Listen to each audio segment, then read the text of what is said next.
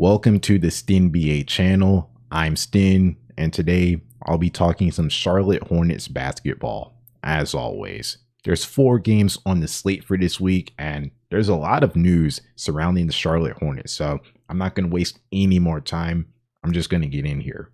First game on the slate, Hornets versus Trailblazers. Going into the Portland game, it was a similar situation as the Utah game, where the Hornets hadn't won in Portland since 2008, and they were looking to snap a 15-game losing streak there. And it was the perfect night for that to happen, as the Blazers had a stacked injury report, the main standouts being Malcolm Brogdon and Scoot Henderson. But the Hornets also had an injury report of their own. LaMelo Ball and Mark Williams were expected, but in terms of the trade deadline acquisitions, the guys that have been playing, Bertans and Curry, were ruled out for this game, and it showed. The injuries have definitely made those past 2 games tougher, especially on the offensive end. Because of this, JT Thor and Bryce McGowens rejoined the lineup, and there's a reason why they were cut from the lineup at the first opportunity when the new trade deadline acquisitions arrived.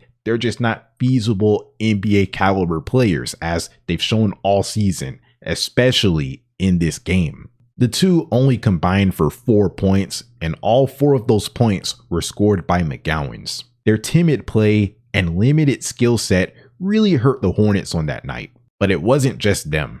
The only players that had solid offensive outings were Nick Richards with his 21 points and Vasilije Micic with his 11 points and 7 assists. Big bounce back game from Micic. Now, I believe that the Blazers had a historically bad shooting night, only being able to connect on 3 out of their 32 3-point attempts, and that helped the Hornets defense look better than it actually was. But I'll take it because as a Hornets fan, I've seen the team be on the receiving end of a lot of historically good performances being had against the team. And even though the Blazers shooting 3 for 32 from 3 helped the Hornets defense look better than it was, I still like the process and how the Hornets funneled 3-point attempts to bad shooters, forced them to have to take those shots that they aren't comfortable taking, and they kept Anthony Simons from having a good night.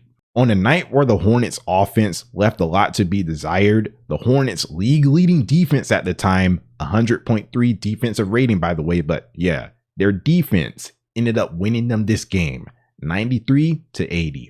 Before I get into the next game, I have to say that on the day of that game, reports came out that the Hornets were expected to sign Aleksej Pokusevski, and the deal was finalized and made official on the next day. Also, Marquise Bolden was released. I made a short about the signing and some questions that I had, but it looks like none of that matters right now because it sounds like Pokusevski will be in the G League for some time, so he can shake off some rust. Now, on to the next game, the first game against Milwaukee in this mini series. This game is going to be in Milwaukee. Hornets got to play the Bucks in Milwaukee for their first game after the trade deadline, but that game doesn't really count because the Hornets traded away and waived old players, and the new additions hadn't arrived yet. So they were running a thin roster consisting of 2 NBA guys in Miles and Brandon. Then after that, there was just a bunch of G League caliber players.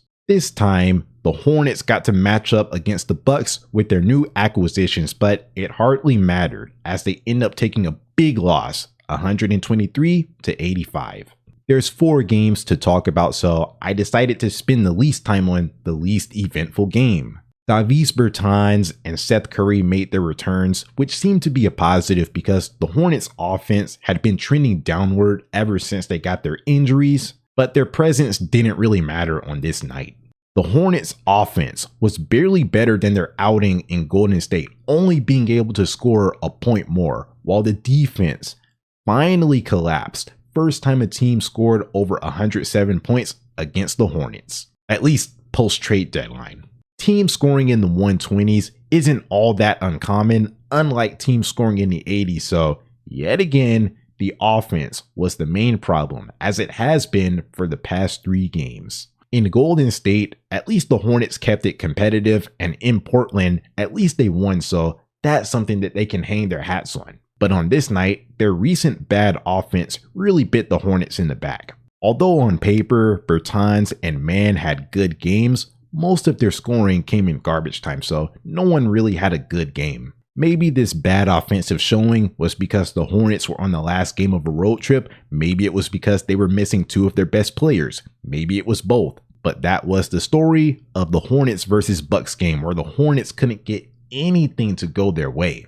Now it's time for some other news that happened right before another Bucks game. The Charlotte Hornets hired Jeff Peterson as their head of basketball operations, but that's all that was reported. In his tenure, Mitch Kupchak was the head of basketball operations and the GM, but they didn't say that Jeff Peterson was both, so it looks like the responsibilities are going to be split and the Hornets are still searching for a general manager. Now it's time for the rematch, Hornets versus Bucks, but this time it's in Charlotte. It was essentially the same result. Although the scoreboard doesn't show it, this was another blowout loss where the Bucks controlled the whole game and the Hornets made the score look better in garbage time. Although I will say that I'm happier with this performance against the Bucks, and it was a closer game. It felt like a more winnable game than the last performance. In the first half, Brandon Miller looked solid, and Curry and Grant Williams had some really nice bounce back performances. They were the standouts. Everyone else was okay, except for Miles Bridges. His stat line of 15 points is really deceiving. There was just way too much dribbling from him, which led to bad turnovers and bad ISO possessions where he could barely buy a bucket. Like every time he entered the game, the offense came to a screeching halt, and it was so noticeable. So his play was the biggest reason for the loss in this game, that they probably weren't going to win anyways, but he just needed to play better for the Hornets to have a shot. He has not had a good scoring game since the Utah game on the 22nd of last month, so I'm looking for him to step up. Also, last note for this game, I have to say that it's concerning that Steve Clifford left rotation players in the game for such a long time. They were able to shave the lead down to 10 points, but that was near the 1 minute mark of the fourth quarter. The game's over, and considering that the Hornets had to play another game the next day on the road, I didn't like this decision to keep on playing rotation players when the game was clearly over. Now, before I talk about the Philadelphia game, I have to talk about some incompetence that made me really upset. Around 7 hours before the game, the Hornets PR team on Twitter announced that Grant Williams would be probable for the game and tagged the reason as low back. Okay, but about 2 hours before the game, they updated the injury report again and revealed that it wasn't Grant that was probable, it was Brandon Miller, and Brandon went on to miss the game. They left that tweet up for hours and misled fans, potentially even the 76ers. Like, that's so unacceptable. This isn't the first time that the Hornets medical team and PR team have been sketchy with the labeling of players, so for me, that was the last straw, like it's Diary of a Wimpy Kid. I want everyone involved to get investigated, and that's just what I have to say about it. Now on to the Philadelphia game. In theory, the Hornets got what they needed to win this game, with players like Kelly Oubre and especially Joel Embiid being out, which put the game at more of an even playing field. And it really showed. There were some 12-point leads that got exchanged, but for the most part, this game was an evenly matched game all the way through.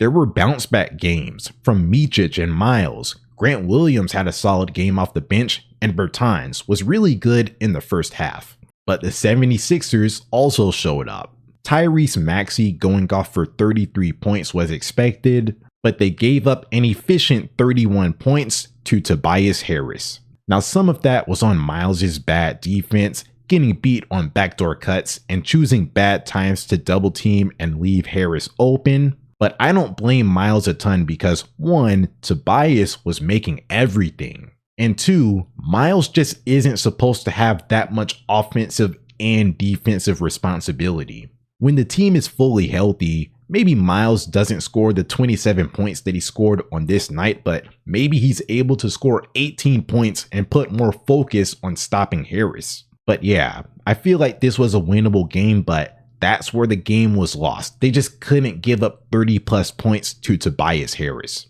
Also, letting the Sixers get 15 offensive rebounds didn't help.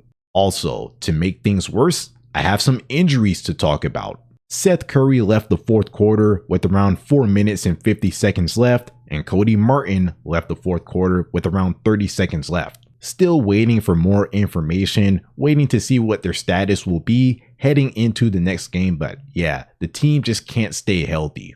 Alright, there's a 3-game slate next week. Hornets play the Raptors in Toronto, the Magic at home, and the Wizards in Washington. There's reasons to be optimistic because the Raptors and Wizards are under 500 by a lot. Also, I believe that the Magic started off the season hot, but ever since then, they've been an okay team, but I believe that they're a bit worse than what their record says, so maybe that could be a potential win. But something to keep in mind is that last time Miles Bridges tried to enter Canada for a game against the Raptors, his access was denied, so that's another potential thing that the Hornets have to worry about. But yeah, that's all of the news for this week.